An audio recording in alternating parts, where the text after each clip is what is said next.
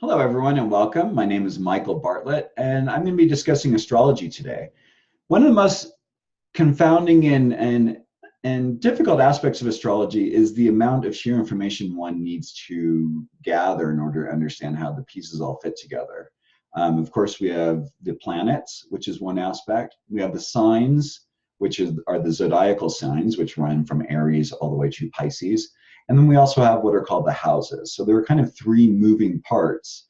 And then, of course, you add in aspects and other things, and it kind of more fully develops astrology. But today, in order to begin our building blocks of understanding of astrology, what we're going to be talking about are the planets themselves. And it really helps understand the planets as actors. These are going to be the archetypal or the ways, the typical ways in which these planets express themselves on the planet. And when you think about the planets, they are the who of astrology. They're the actors, the ones who are doing things in our lives. They're the ones that are kind of activating these different areas in our lives. In Latin, the word for planets mean wanderer in Latin, which makes sense because what the planets do is they orbit around the sun. And so they're always kind of wandering around in our solar system as they make these movements and therefore then these relationships to one another. In astrology, we use the planets from the solar system and we assign a glyph or a symbol for each one of them. And you can see as they express out here in a clockwise direction. We start up here with the moon in the upper left-hand corner, which is a crescent. Mars, which has the circle and the arrow. Jupiter, Saturn, Uranus, Neptune, Pluto, Mercury, Venus, Sun, and Earth. And yes, we do include Pluto as a planet in astrology. We find that there is evidence to show that there are very significant movements that happen when Pluto is in specific places in orbit around the sun. And so now what we're going to do is we're going to actually go in and we're going to look at each of the planets as actors. And this is going to be an overall show that's going to show each one of the figures, and then we're going to go into each one of the planets on their own. So first off, we have the sun. The keywords for the sun are ego and vitality. Wherever the sun is in our astrological chart, we can see that it's kind of like the way that we express ourselves on a personality level and the way that we kind of bring forth our life force. Then we have the beautiful moon, which represents our emotions. Mercury, which represents how we communicate. Venus, which represents the female aspect in ourselves as well as love. Mars, who represents our male side as well as our drive. Jupiter, who represents how we expand. Good old Saturn, how we deal with rules and lessons in our lives. Chiron, which is one I didn't show in the earlier picture, but Chiron is an asteroid, kind of along the lines of Pluto actually, but one of the planets I feel is very important to use in astrology because it represents the wounded healer or the wounded healer who heals. Crazy Uranus with her wild blue hair represents shock and change. Neptune, the god of the sea, brings about and represents how we dream and how we relate to spirit. And finally, Pluto, which of course represents how we transform. These figures were all hand painted in oil by our wonderful artist named Christine Cianci in San Francisco. These were all done as oil paintings originally and then were transmitted onto or electronically uploaded and are now available, as it says in the bottom, on the App Store for AstroTheatre, AstroCards. Excuse me. So now we're just going to go kind of quickly, well, not quickly, but just go through each of the planets so you kind of get a sense of them. But first, an understanding of archetypes helps us kind of understand what we're kind of talking about here. Archetypes are themes. And when we talk about archetypes, archetypes are kind of set ideas or set themes that present themselves, but can also represent themselves on a long range of representation. And so when we think about actors or planets, which we're talking about here today, think about some of the actors that we know in our lives and how they kind of play these very set roles that we can understand. You know, Samuel Jackson, who, you know, plays this badass, you know, he's always this, you know, this character who's going to go in and kind of make people look at things differently. Bruce Willis, how he's going to go out and, save the world, kind of his unconventional way. Ms. Rodriguez, who just plays this wonderful, tough, feminine warrior in life. Dame Maggie Smith, who always plays kind of like a socialite, blue blood in the English movies and English shows. And of course, Tom Cruise, who, like Bruce Willis in a sense, always plays a hero. But Tom Cruise is a little more polished in the way he does it. So each one of these, if you think about it, these actors, as well as many other actors, kind of get caught up in what we call typecasting, meaning they're kind of known for playing a particular role. And this really helps to understand when we talk about planets, to understand that these are also how the planets kind of play out these set aspects in our lives. And of course, when we go into this in subsequent talks, we're going to be discussing how each of these then plays out thematically, meaning like how they're going to dress up. Like say Samuel Jackson may be in a Western one movie and he might be in the Orient in another movie. That's kind of like wearing the costume of whatever the sign is in which he's playing. And now we're going to talk about the planets. And so what I thought would be really fun is I really wanted to do this as far as like what are the leading roles each of these planets are kind of known for playing. So you can kind of like begin to go out in your world or even just sit where you are and reflect on your world and see like how each of these actors kind of play out in your life. So there's the sun as well as the glyph. I'm going to present the figure with each of the glyphs. The sun really shines out. So the leading role for the sun includes the star, the star of the movie. That's going to be the sun, the man or father. Now, thinking about this, it's really important to think about the astrological chart and to see that that's what we're looking at. But we're not going to even look at the astrological chart. We're just going to be kind of talking about these different aspects, and then we can kind of ground into the astrological chart at the end after all these talks have been given. The sun also represents the masculine image. In Jungian psychology, it represents the animus.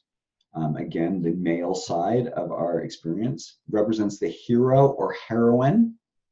It's our ego, the personality aspect that gets represented in the way we represent ourselves. Excuse me, the ego is that part that kind of gets us in trouble. We kind of make promises we don't know whether we can keep or not, or we want to keep up an image. We want people to think that we're all powerful and we don't feel that underneath. That's the ego. The sun also represents the energizer. As we talked about earlier, it represents our vitality. So it's going to be that part that charges us. The sun literally is the battery for our solar system. It fuels. None of us would be alive here on the planet if it wasn't for the sun. And the goal of the sun is to be seen. It wants to be seen. The moon, wonderful, voluptuous, feminine, full-bodied, often represents the woman or the mother in the astrological chart. It can represent our feminine image. In Jungian psychology, it's considered the anima, the female side of ourselves. The moon represents the emotional one. It's kind of like that emotional side of us. And with women especially, it's known as the body. And it's even though there are some types we look at these things as being more masculine or feminine, please note that especially now in this time and day and age where we have such a blending of the genders and blending of the sexes and kind of understanding about how masculine and feminine works, please understand that when I talk about male or female, that there are aspects in which it works for the opposite sex as well. So, in certain instances, the body can be represented by the moon in a man's chart as well. The moon also represents how we nurture, or the nurturer. That's the role, or the role that the moon likes to play. How do we nurture? How do we, bring someone along emotionally? It can represent our family lineage and clan, where we came from. And in a sense, it's good to understand that it's basically our biological imperative, because our family lineage and clan is where we get our bloodlines. This is actually where we deal with fate. There is free choice on the planet, but there are things that work out in our bodies, work out in our family lines, in our DNA, over which we don't have any personal control. The moon also represents and can play out the sensitive one and the receiver, because the moon, it receives, when you think about the moon up in the sky, it's receiving the light from the sun. That's why we're able to see the sun so easily and so visually up in the sky at night. And the goal for the moon is to feel. Next in the row is Mercury.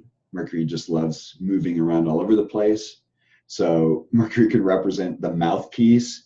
When you think about in movies, you know, that one that goes around shooting his mouth off all the time. That's almost pure Mercury, pure mercurial energy. You know, just almost wants to talk to for the sake of hearing itself talk. Of course, Mercury is known as the communicator. Mercury is the epitome of communication. Mercury was the only planet or the only god in the Greek pantheon who could go up to Mount Olympus and be with the gods, be on the planet with Earth with human beings, and then could go down into Pluto or Hades, the underworld. And Mercury was the only god who actually had this ability to kind of go in between the different realms of experience. And so Mercury can really play an important part in our lives. And while we think of it as on such a simple level, he's very much a complex individual in astrology. Of course, he's a wanderer, which means planet in Latin. He's going to be communicating on all these different levels. He also represents our nervous system or our adrenal system. You know, when we do things too much, when we run around too much, we can really exhaust ourselves. And so Mercury is that aspect of ourselves that kind of plays that out, representation. You know, when you're walking on roads, you know, when you're hiking and you see like these stone cairns, you know, people pile up on crossroads, that's an honoring. Those are called herms, H-E-R-M-E-S, which is another word for Mercury. So Mercury is the god of crossroads. He represents these paths, the way that we intersect one another, the meeting of different places. And the meeting of different places, of course, are communicating from different places. When these two different parts meet, there's a communication that has to occur. Of course, Mercury is a fiddler, and I don't mean in the musical sense, but it likes to fiddle. You know, there's that nervous energy involved. And the connector. When we think of roads connecting one another, that makes a perfect sense of understanding how Mercury brings these energies together. And of course, the goal for Mercury is to communicate. Mercury gets very frustrated when it can't communicate its ideas. Venus, we're going to switch this to the next planet, Venus, which is about love. Here is lovely Venus with her symbol, her glyph, the symbol for females, for women. Venus represents and includes the role of the female part in each of us. Each of us is a divine blending of masculine and feminine, dark and light, good and bad, all the different polarities, because that's what, this experience on life is all about, is dealing with these polarities. So it's really important to understand that that each of us has a masculine side, whether we're male or female, and each of us has a feminine side, whether we're male or female. And Venus is that part which reminds us of our female side in each of us.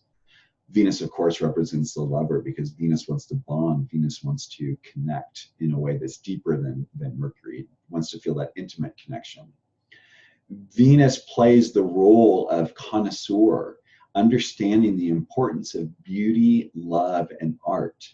These are those feelings that are stirred within us. You know, it's almost like a heart feeling. There's something deeper that's going on in us, some sort of a feeling that allows us to have this experience of having a new relationship, whether it's in relation to beauty, whether it's in relation to love or relationship to art. Venus, of course, is a relating sign, a relating planet. Again, the relator. It's not a real word. I'm trying not to be George Bush here, but the relator. Venus seeks relating. It wants to connect people in a way that's deeper and more intimate, of course, than what we were just talking about with Mercury. Venus also represents the valuator, understanding the value of things, the value of our relationships, the value of our resources, the value of the things we have around us, the value that our intrinsic values, our moral values, how we relate to the world.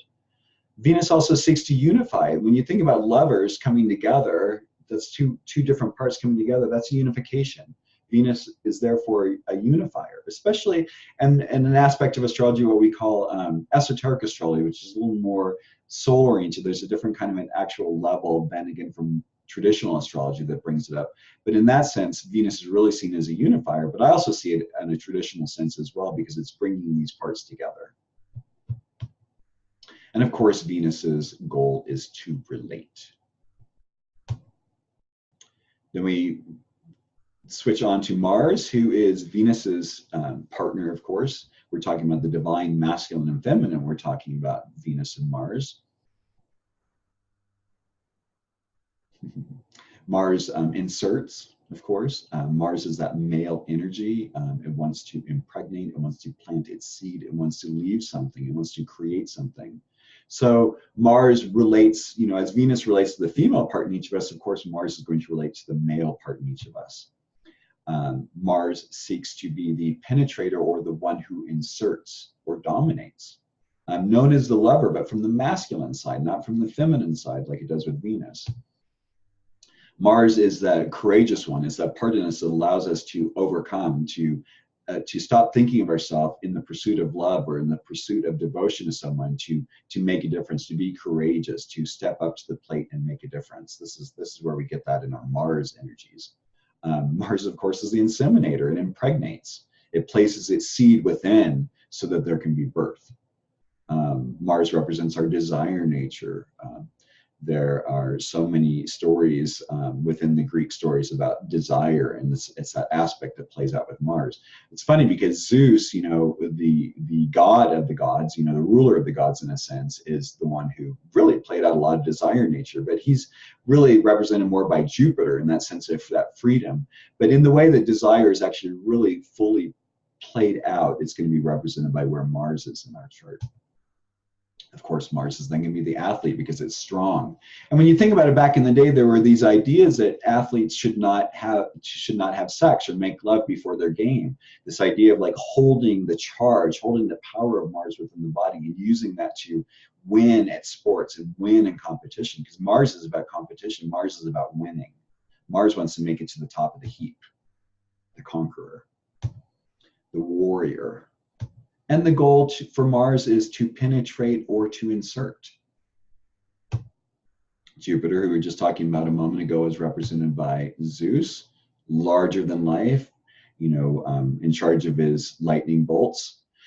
The interesting thing about Jupiter is that which expands. And in astrology, it's an interesting concept because people want to believe that expansion is a good thing. So when we think about it, whether we think about it economically, or we think about it food-wise, or we think about other things, expansion is really wonderful. But if you're expanding all the time, there needs to be a consolidation. There needs to be a coming back, because if one continues to expand, if you think about a balloon, you blow, blow, blow, blow, blow, blow, blow, it expands, expands, expands, and then it pops. So the important thing with Jupiter is to understand that, you know, even though it increases, it expands things, it's also going to expand or increase things that you maybe don't want. And that's one of the hardest things for people to understand about Jupiter, because when you think about Jupiter, and Venus is another one, they're both called benefics. They're the ones who give blessings. Jupiter is one of those ones that can give you more of something, and it isn't necessarily what you want. Jupiter represents the philosopher, or the part of us that really wants to philosophize, to understand about higher ideas, higher belief structures, something that's larger than just our personal selves. We're now stepping out into what we call the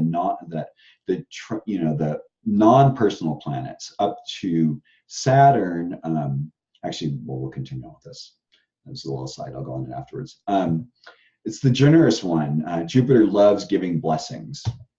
The joyous one, which aligns along with the benefic one. The sage. Jupiter loves to expound on ideas and beliefs and understandings and sharing them with others. The traveler. Jupiter rules Sagittarius. Sagittarius wants to move around. Jupiter loves the idea of enjoying different types of foods, different types of experiences.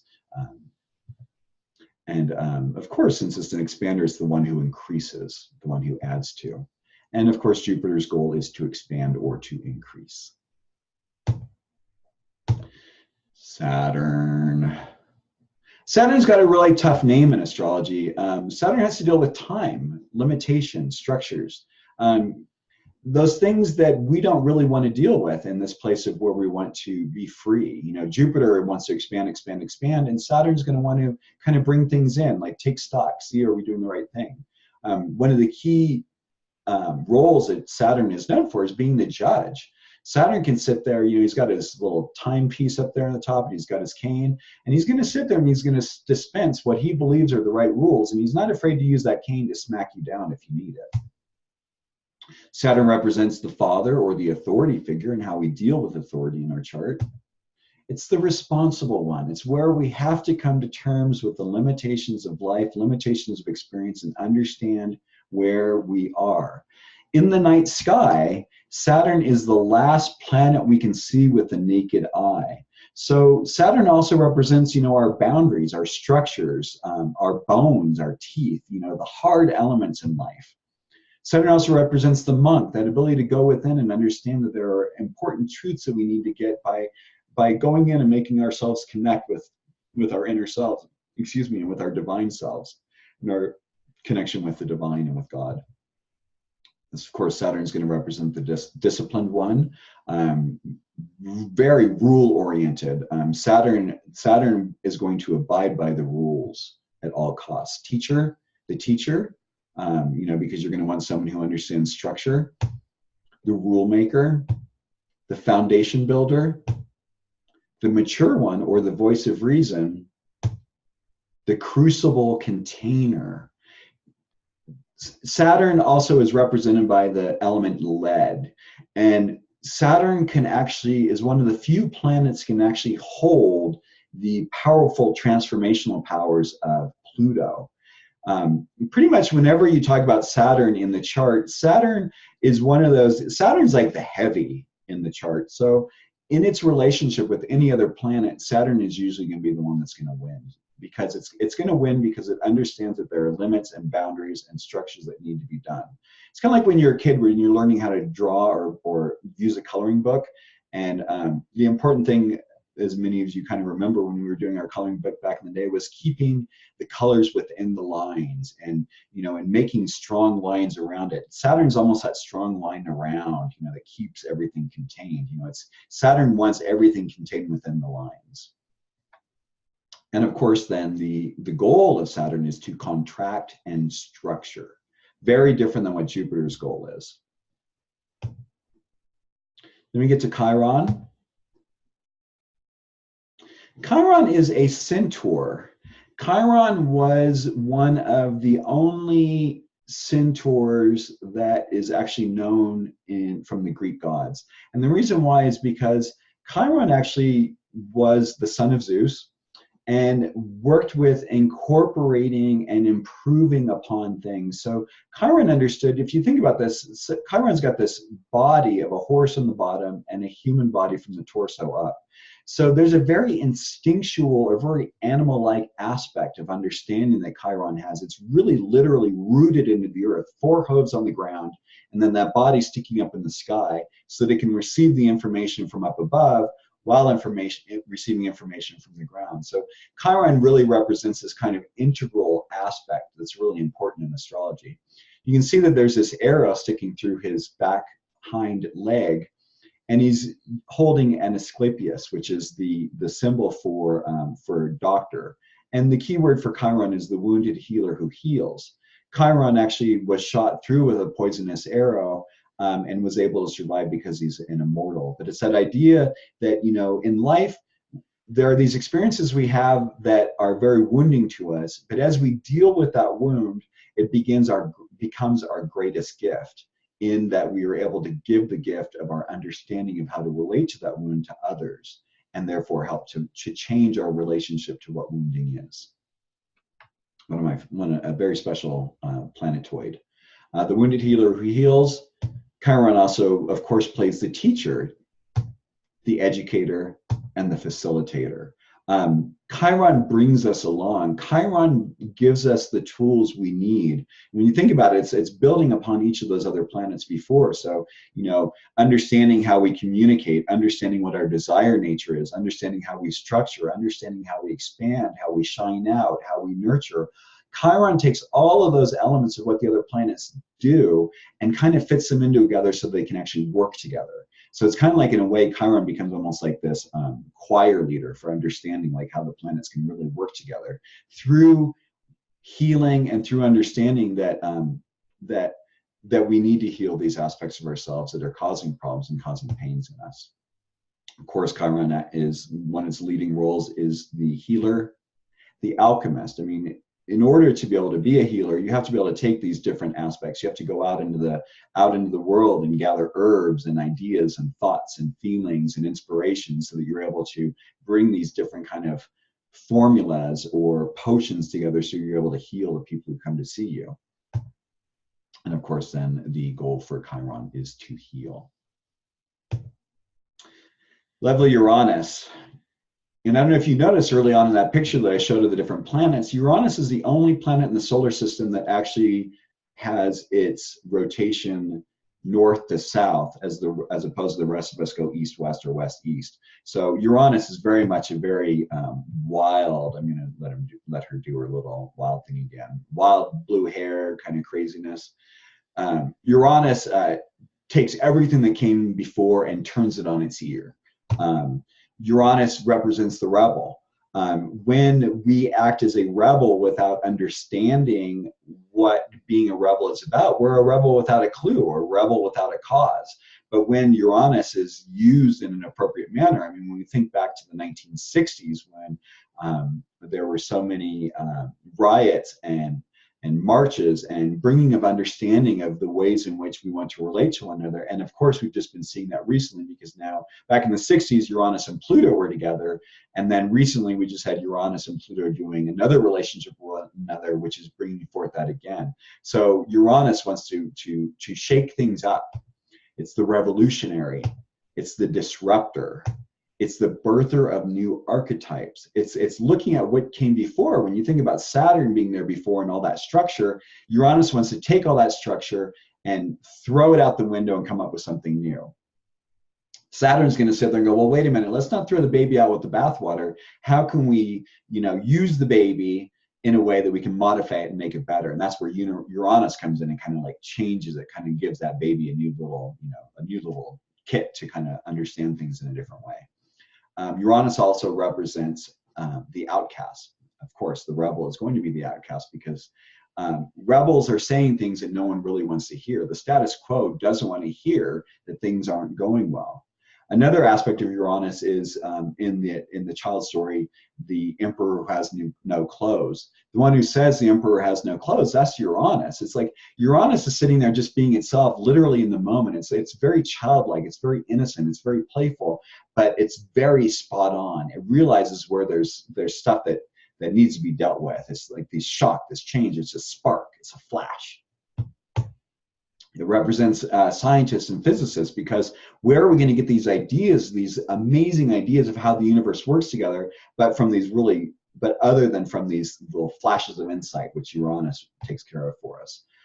Uranus seeks freedom. Where it is in your chart is that area in your life where you really need to have freedom, where you need to have a way of expressing your own individualistic self. Uranus is our individualized self. It's that part of ourselves that can go out like this figure wearing blue hair and go, you know what, I look beautiful.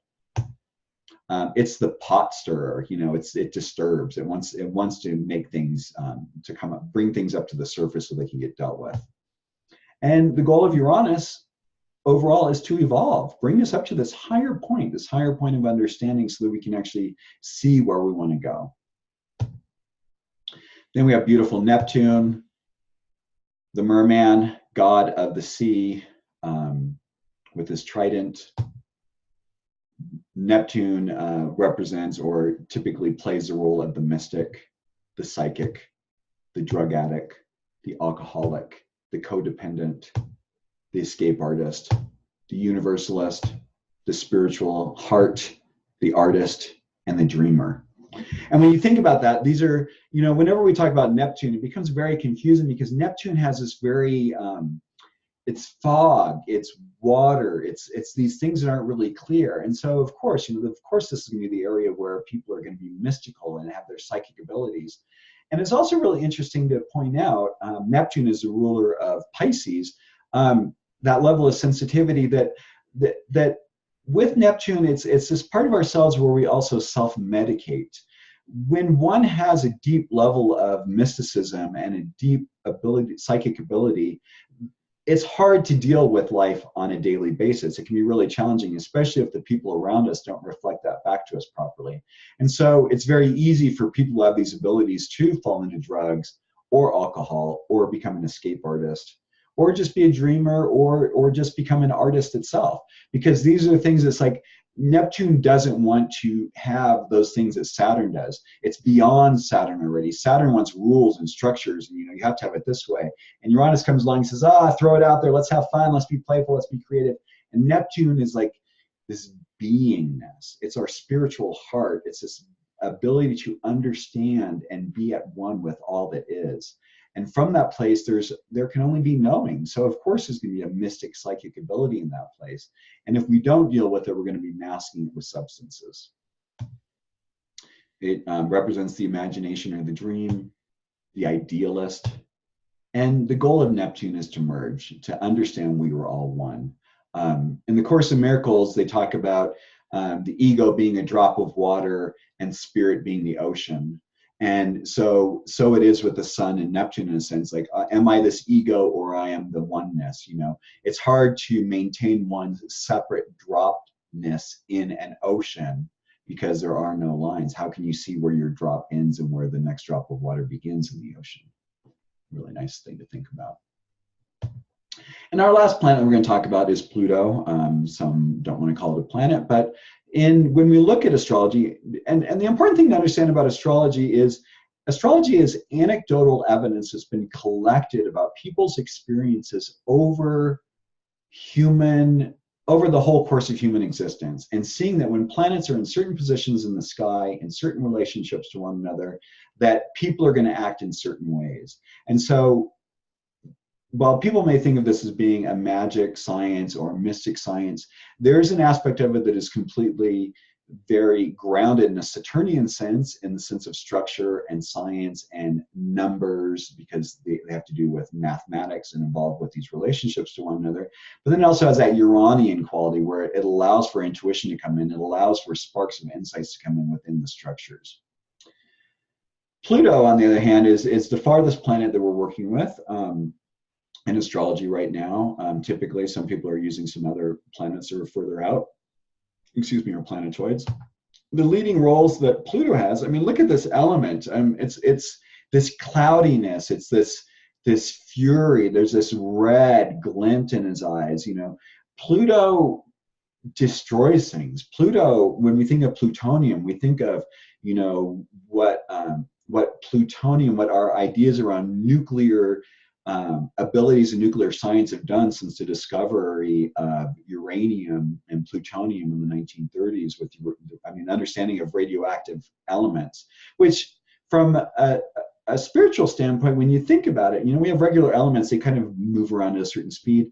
Radioactive elements operated in even different kind of a speed and different velocity of relating to one another. And there's actually some thought within physics as well as in esoteric understandings that these are elements which actually have a little more of a spark of divinity to them. There's something else that is operating them that gives them this more aliveness. So Pluto is really powerful. The first and foremost word you want to learn and understand about Pluto is that it's the transformer. Anything that Pluto touches is going to be transformed. There's no other choice about it. It destroys. But the key thing to understand about Pluto is it destroys that which lies in the way of consciousness. I like to kind of think about things like, when you think about how you're attached to things, Pluto's that part, like if you're attached, say like you're attached to a relationship, and the more you like energetically and emotionally hold on to that relationship, it gets more and more toxic. It's like if you're holding on to that with your hands, and if you think about that as Pluto, it's like that radioactivity is the way you hold on to it, it's going to first burn away your fingers, and it's going to burn away your hands, and it's going to burn away your wrist. And hopefully at some point in that process, you're going to go, oh, this burning away is more painful than my desire for that which it is, and I can let it go. If not, you're just going to burn yourself away. So again, Pluto is going to destroy that which stands in the way of you becoming your better self. Pluto, of course, represents nuclear war. Pluto and Mars are the two warrior planets. I like to say that Mars declares war and Pluto ends it. Mars is going to sit there and go, hey, you keep doing that, I'm going to smack you upside your head. Pluto is going to come in and say, okay, I'm going to smack you upside the head, and I'm going to drop a nuclear bomb on you. Pluto doesn't understand finesse, not really that Mars does either. They're more about just obliteration so that something else can happen. It's a destruction energy. Pluto also is represented by the phoenix. It's rising up from the ashes. It's becoming that higher. The phoenix burns itself away, and when you think about it, it burns itself away in this pile of ashes, and then those ashes are almost like more pure, so that it's able to then take that purity and then go forth and become a new bird and go through its cycle of life again. Of course, Pluto is the god of the underworld. It's our nuclear power plant. If we have any planets in relationship to Pluto, it really charges it. I know that I said the sun is our vitality, but Pluto actually adds another kind of a life force to our existence that is even, I'm not going to say more powerful than our sun, because our sun is really the battery for our solar system, but it's a real significant power source within the astrological chart. Looks like I left the Universalist was actually really a little more for Neptune. I'm not sure why I left it in there. The Awakener. Pluto is going to force us to awaken. It's going to take away, when we go through experiences with Pluto, it's going to take things away so that we can awaken, so we can realize that our attachments were really not for our best. And of course, since it's going to be something that is a power plant, it's going to be a little bit of a battery, it's going to be a regenerator, a transformer and a regenerator. And the goal for Pluto is to transform. That's my topic for today. If you have any questions, please feel free to contact me at michael@coremichael.com or michael@astrotheatre.net. I look forward to giving my next talk, which will be on each of these planets going through the signs and how they kind of transform their expression. Thank you so much for connecting in today, and wishing you all the best. Have a wonderful day.